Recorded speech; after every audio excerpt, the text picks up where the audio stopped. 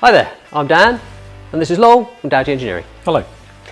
Today we're looking at an example studio rail installation. So here we have two longitudinal tracks and two transverse tracks.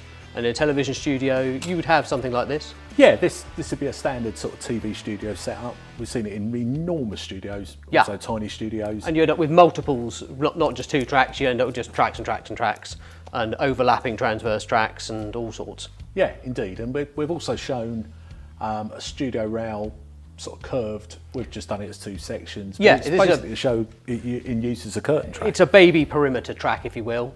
In reality, it would do the entire perimeter of a television studio. Yeah, usually as sometimes a single track, sometimes double track, sometimes triple track, depending on what you do. But the brilliant thing about having the studio rail actually as your curtain track or you know, something around the outside, you can hang off it. Is you can hang other things off of it. We see TV monitors hung from it.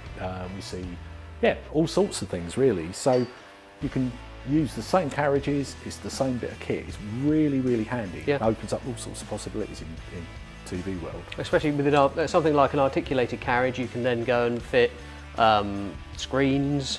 We've seen screens, haven't we? Yeah, we have. Scenery stuff. All sorts of random. Sunblinds in some of the TV studios we saw up in London. Yeah, indeed, something to block.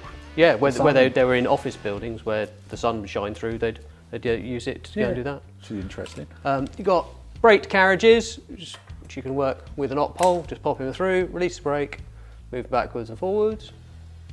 And then obviously the rails themselves, you can move very easily.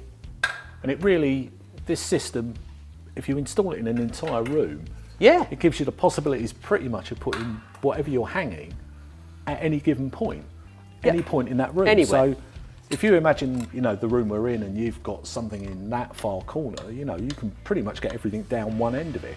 Yes. You can split it up, you know, it's so multi-use, and although it's primarily TV studios, you know, it's a hell of a lot of work. We see it in schools and community centres as well, don't we? Yeah, which they're using exactly a multi-use space which is designed to do absolutely everything. Put that up and it's your imagination's the limit really. Yeah, it really is. It's such a brilliant system.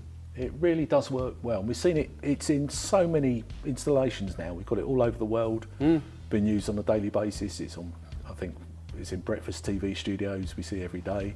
Yes, and everything from great big ones to the smaller studios. Yeah, which is perfect. And we're seeing it in sort of small photographic studios as well now, where people are realising that actually they haven't got a lot of room.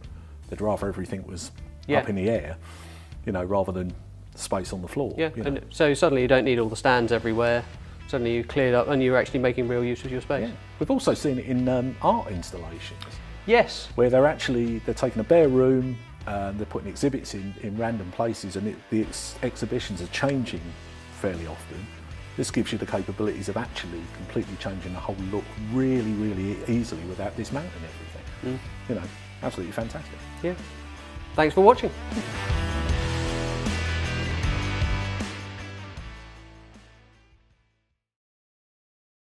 Bounce.